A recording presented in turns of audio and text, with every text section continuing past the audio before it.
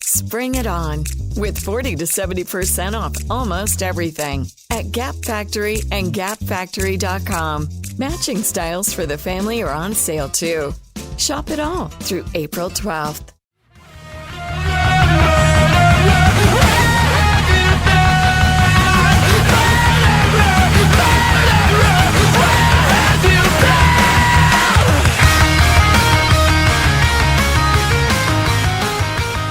Welcome to another edition of Chargers Unleashed. Jake Hepner and Dan Wolkenstein here with you from the LA Football Network.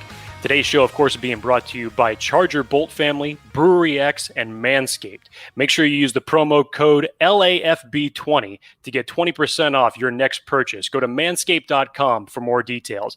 This is your first time tuning into the show. Make sure to like and subscribe to us on YouTube. And, of course, you can find us on iTunes, Spotify, or wherever you choose to digest your weekly podcast. Dan, we are now in the single digits of days remaining until training camp takes place. I'm sick of this purgatory, my friend. I'm sick of it. But we've got 8 days, and oh my God, do we have so many things left to get through this week. We're still continuing our training camp positional battles that we've been doing. We've gone through the interior defensive line. We've gone through the cornerbacks. We've gone through the tight ends. And next up on the docket is one of the more intriguing positions that when you look beyond who's starting in this role, virtually every position could be up for grabs. So this is going to be an interesting one to talk about. I can't wait. It's going to all be about the running backs today. Man, this is going to be a fun episode. I don't think people are ready for some of the stuff we're going to be bringing to them, not only on this episode, but in the next few leading up to the start of training camp and also just going into the regular season, Jake. We have LAFB is getting bigger and bigger. Chargers Unleashed is doing some things. It is a great time to be joining this show. If you have not listened before, welcome. Yes, today we get to talk about the position group of running back. And there are going to be some gems that we talk about today that I don't think folks are ready for. I really don't. Sidebar, dude. I'm going to start keeping a running tally because ever since the draft, you have been using the term gem. More specifically, when you mentioned Chris Rumpf. And I've noticed it in shows that we've done leading up week to week, but that's just become your recurring word. So, not that it's a bad thing, but I need a bucket. I just noticed that. I think that's like your new favorite word to utilize on this show. Okay, I'm gonna get a bucket, and every time I say the word, I'm just gonna drop like a nickel into it, and we'll see how like much the we have swear in jar. the season. Yeah. So at the end, and at the end, you can give me that $500, and then we'll be just fine. Thank you so much for making me feel self-conscious right as we start the show. Can't wait to see how many times we go.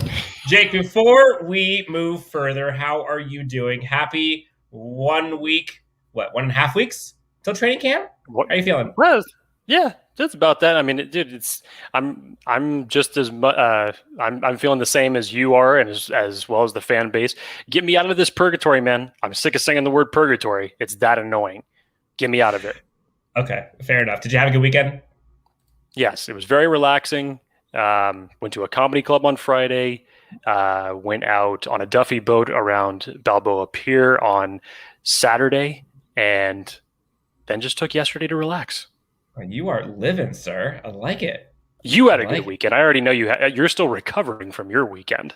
One could say that. Yes, I had a nice little barbecue pool thing on Saturday. On Sunday, helped my father set up his Traeger, so ate quite nicely all weekend. Definitely felt it a bit as the weekend progressed.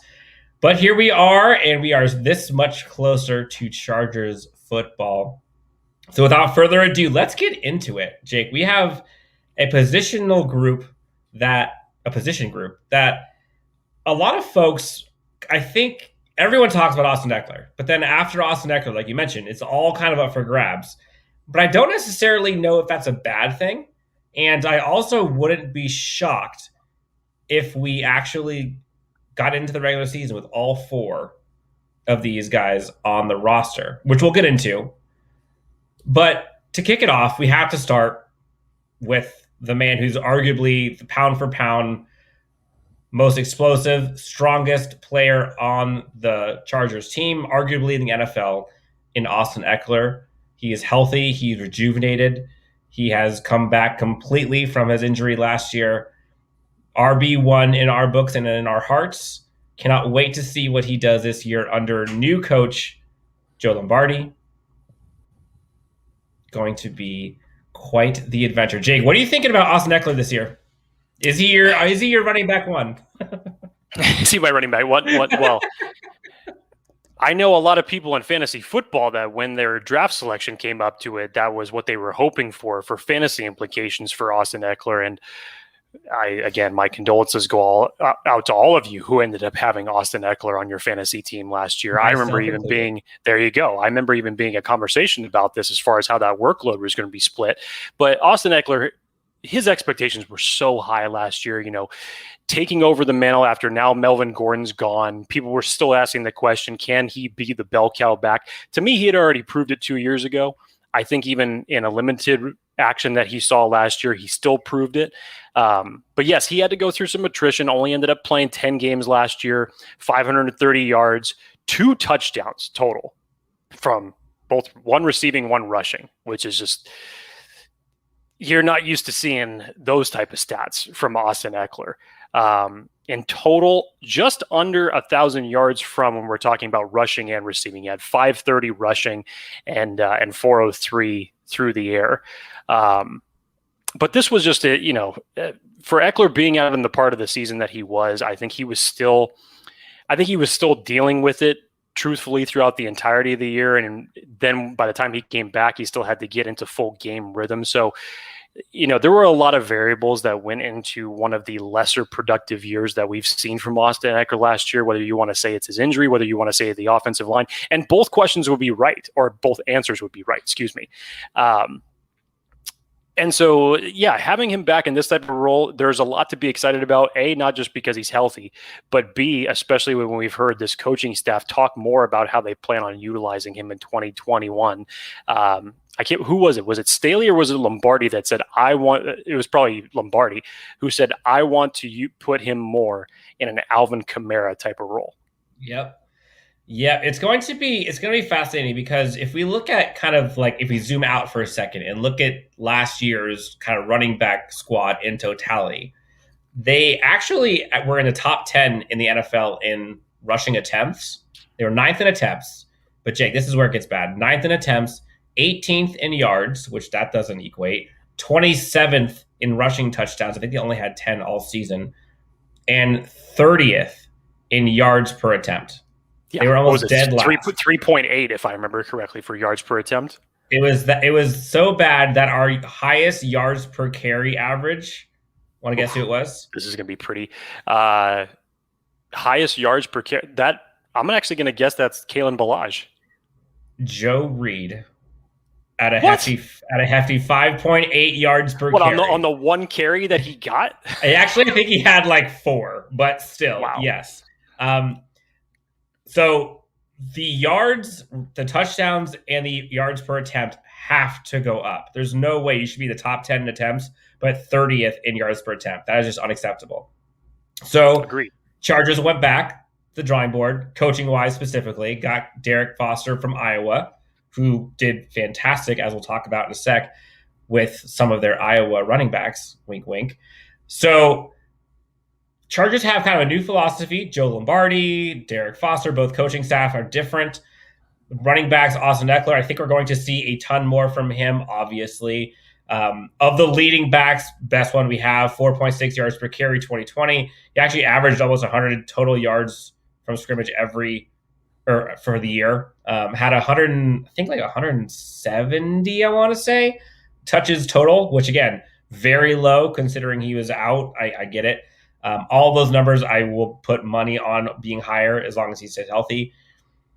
I am excited to see what Ekeler looks like in this offense because I think we're going to see quite the amount of attempts. That number is going to stay high.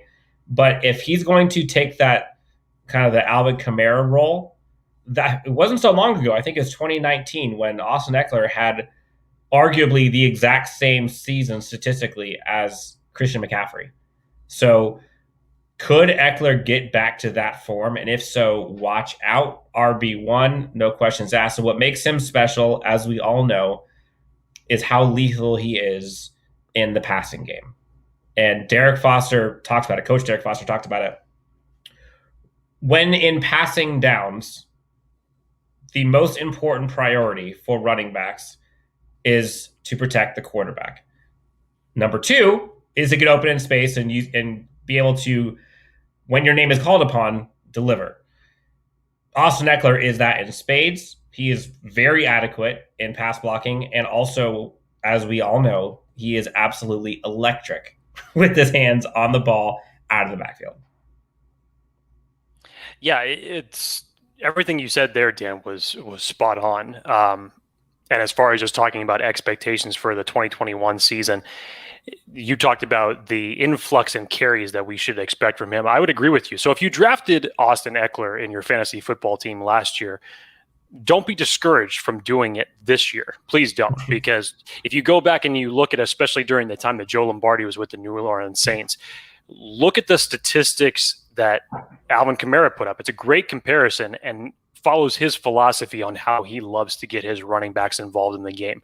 There should be a huge influx as far as carries goes, not just from the standpoint of wanting to keep the defenses guessing, but again, you're taking pressure off of your quarterback, and especially if this new offensive line that you now have in front of him can't get any worse than what it was last year. So you would expect that to improve, which should ultimately improve the entirety of the running game. So yeah, there's no second guessing here. Danny, it was unfortunate what happened to him from with his injury last year, and when he wasn't there, the running back stable definitely took a step back. It suffered.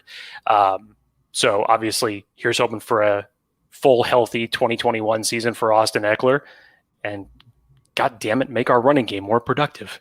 Please. And again, I think we have two things going for us. One, Austin Ekeler is healthy. We already see him doing like one-arm pull-ups and everything. He said it's the healthiest he's ever felt. The dude's an animal. Yeah, his workouts are ridiculous. Obviously, our offensive line is worlds better, and I think we're going to see just as much of an impact on the running game as we are on the passing game. So watch out. Shout out Rashawn Slater. Hallelujah. Going to maul people in the running game. But then after Austin Ekeler, Jake, this is where it's a toss-up. And, we have Larry Roundtree III. We've got Justin Jackson. We've got Joshua Kelley. All three of them bring they all bring different dynamics to this team, but some of it is a little bit of an overlap. Yep. Which would you like to start with? Let's start with Justin Jackson, just considering that he's the second longest tenured running back on this team and from this stable that we're going to be talking about.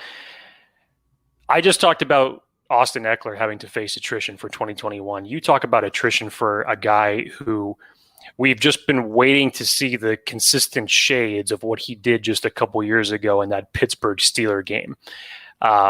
Justin Jackson, as talented of a running back as he is, going all the way back during his time in Northwestern, is an extremely talented running back. And a lot like Austin Ekeler, has tremendous vision, can catch out of the backfield, is a multi-dimensional type running back as far as his talent goes. But when you talk about a guy who has only played in 29 of the last 48 regular season games, it's tough. What is it, the old saying? The best availability is availability. The best. The guy.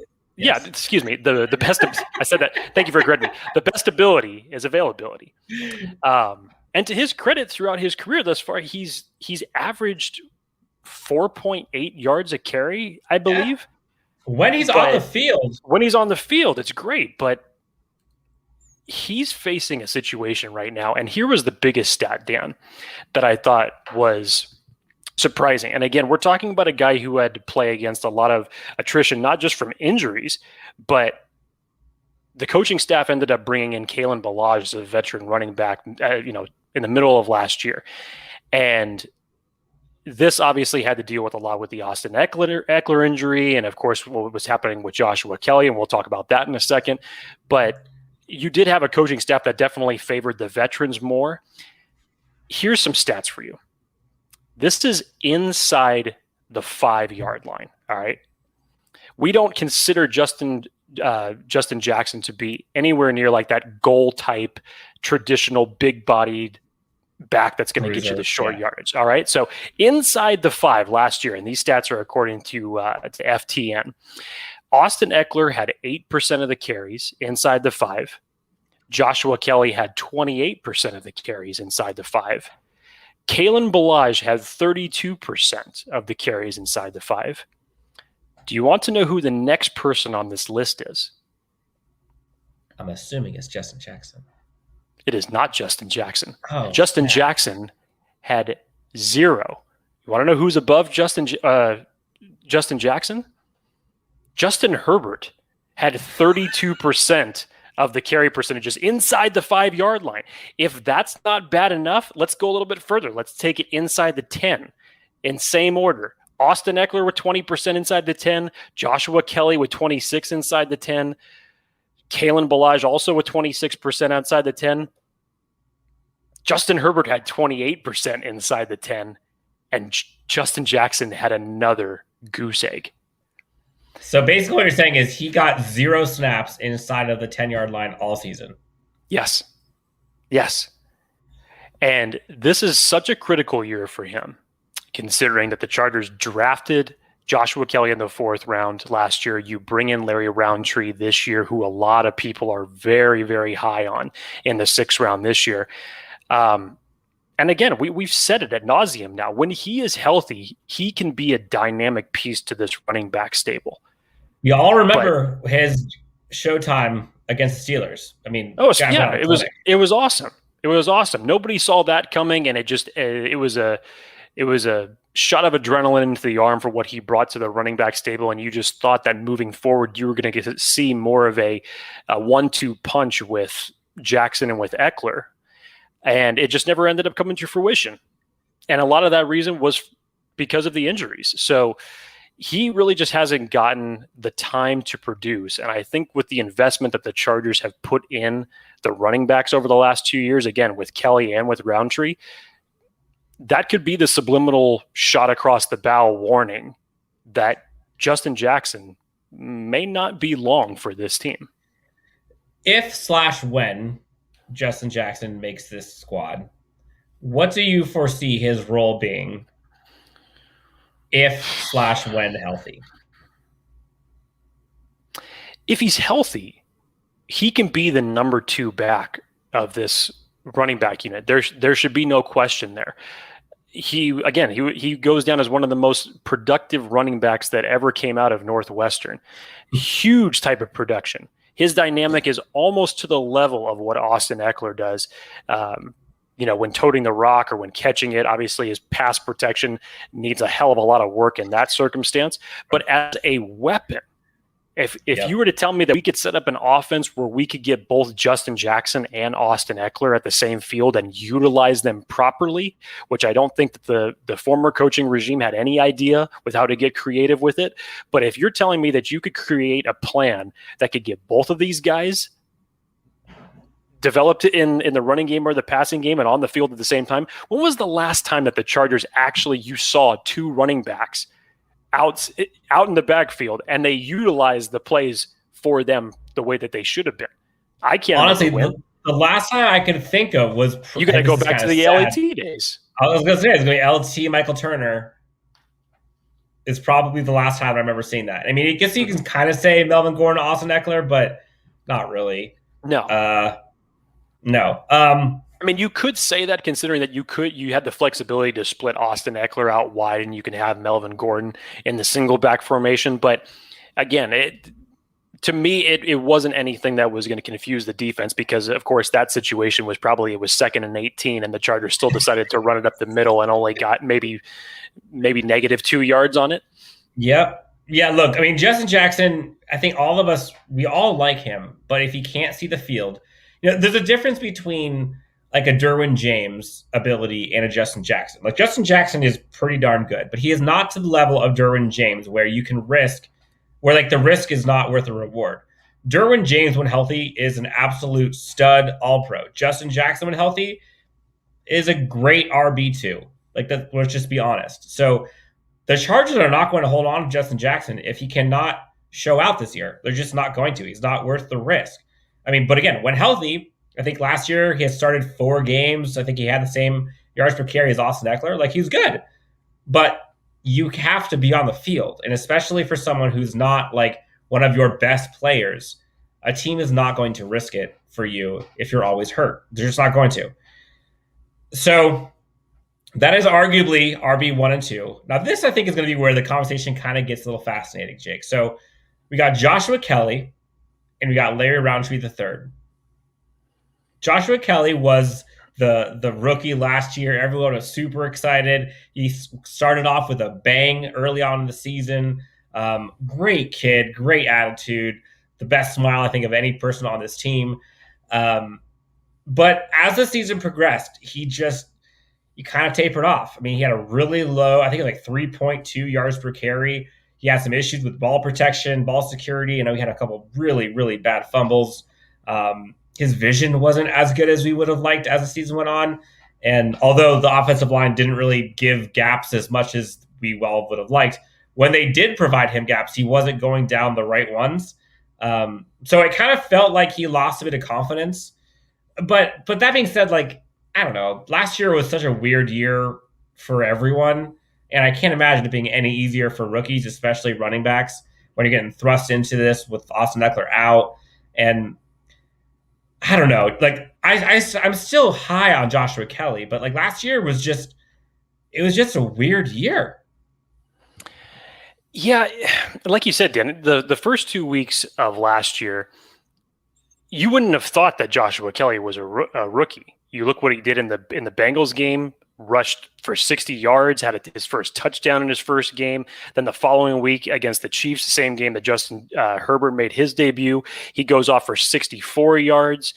And then from there, it was just a complete drop-off. Didn't end up finding the end zone again until week 12 of last year.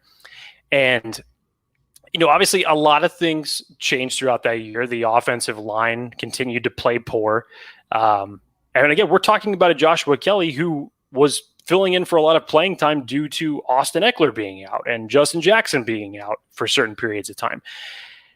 To me, as the fumble started to come, yes, as you mentioned, his vision, you know, just wasn't there. He wasn't seeing the field properly.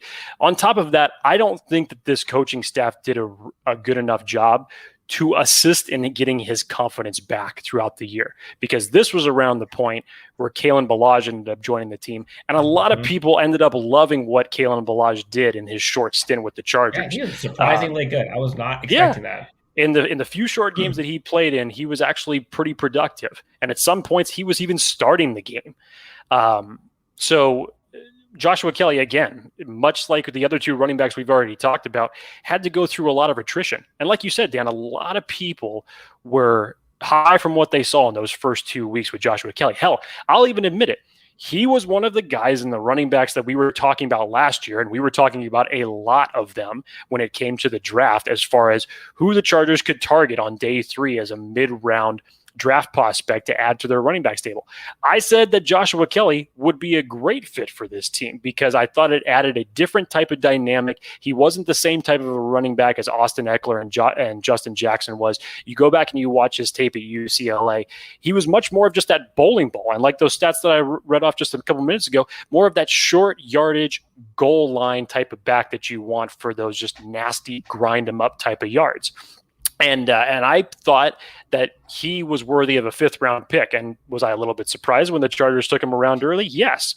But I was still actually pretty enthusiastic that they ended up taking him. Unfortunately, he didn't end up panning out as well as we thought. Had the fumbles, had the issues, and things just continued to get worse and worse and worse for him. And, unfortunately for him, he lost out on a lot of playing time to running backs that were being more productive. So as much as I was talking about Justin Jackson and the possibility of him not making the roster, I'm not going to go as – yeah. It's tough. It's uncharacteristic for the Chargers to give up on a draft pick after only one season, but it's not unheard of. They have done certain things like this before. if you're talking about former 5th or 6th or 7th round picks. During Tom Telesco's early tenure as a GM, this happened. And I think when we get into the next player we're about to talk about, that is Joshua Kelley's biggest competition. I think that it benefits Joshua Kelley for the fact that the practice squads still remain at a high number, obviously due to everything that the league is still going from a safety standpoint and possible emergency situations. So I think practice squad, if the Chargers ended up only going with 3, I think you could get Joshua Kelley back on your practice squad. But if the Chargers go with 4 running backs, I'm going to say it right now, until I see a difference, I'd say that this could be your RB4. I think you might be right. And there's a couple of reasons for it, but I think you're right. Now, Larry Roundtree III, for folks who have not seen him play, this is kind of where we talk about a little bit of the overlap, because there's a lot of similarities between what Roundtree and what Kelley are hopefully going to bring to this squad. Like, both of them are kind of like that big body type. Jake, I don't know what your thoughts on this. I haven't said this to you before. Roundtree kind of has like I don't know if you remember the back of the day, like Ricky Williams for the Dolphins. He kind of runs similar to how he ran, kind of, squared up, I don't know. He had really quick feet, physical, bulky. Like, he wasn't going to juke people out of their shoes, but like, he just had this like high motor, really good balance, quick feet. He doesn't have the highest. He's not the fastest. I think he had I think he ran like high 4.6s, which like is not good for a running back. But again, like, that's not what we're needing him for if we're putting him in the goal line or within the 10 or the 20. Roundtree absolutely feasted in the SEC. Oh my God. While at Iowa. I mean, I think he had 40 touchdowns and 3,700 yards plus for them in 3 seasons. And it doesn't hurt that he also played for the running back coach of the Chargers now, Derrick Foster, while at Iowa. So given the fact that he has played with Derrick Foster, given the fact that he balled out in college, given the fact that he is younger, given the fact that he also, by the way, Jake, played special teams as a returner in college and also punt coverage, which ding, ding, ding. We have heard so many of this coaching staff talk about how important special teams is this year. If there is a reason why Larry Roundtree becomes RB3 and Joshua Kelley's RB4, it is because of Larry Roundtree's versatility. I'm calling it right now. Him being able to be on special teams and have experience doing so is going to pay spades for him. And I don't see that. I think you're right. I think Roundtree might be running back 3. And I like Joshua Kelley. Like, both of them have really good upside. But in terms of who I think could provide more versatility and value to this team as like a depth piece, it might be Larry Roundtree III. Check, check, check, check, check. Every one of those check marks and points you just made are the reasons why Joshua Kelley, to me, is on the bubble. Mm-hmm. It's hard to argue with any of that. One of the best ones that you brought up, Dan, was Derrick Foster. Joshua Kelley was drafted by the old coaching regime. This is specifically who the Chargers wanted to target. This is their guy, if you will. They bring him in, huge production in the SEC. When I saw what his stats were, immediately the funny thing was the first thing I thought of in terms of production was Justin Jackson, because when Justin Jackson was at Northwestern, same thing. I mean, there was a difference of about, I want to say it was maybe about 1,300 yards, because Justin Jackson had over 5,000 during his time in Northwestern and a high number of touchdowns. So I did the exact same thing here, but now we're talking about a guy who puts up these type of numbers in the SEC.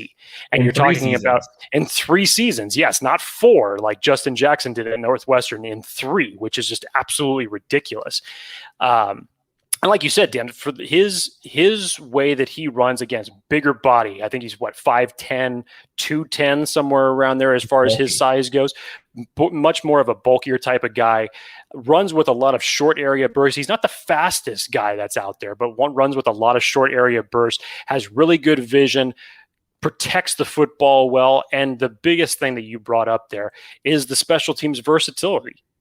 Dabbled a little bit in returner, has that experience on special teams, which God only knows. If you were to tell me that a guy from McDonald's at some point during his life played special teams in high school, I think based off of that experience, we should go out and hire the guy because we need all the special teams experience that we can get right now. So having that type of versatility as a running back, playing on special teams as a 6th-round pick, knowing that that's where you're going to be cutting your teeth to make this roster in the first place. And again, let's not forget, for our good old buddy Fernando Ramirez, this is one of his boys that he's watching out for, specifically for the running backs as well. So a lot of people are high on Larry Roundtree right now, and there's nothing more that you could say. I think that's all those reasons are the nail on the head why Larry Roundtree should be considered the early favorite to get the running back 3 spot, and that possibly pushes Joshua Kelley to the practice squad.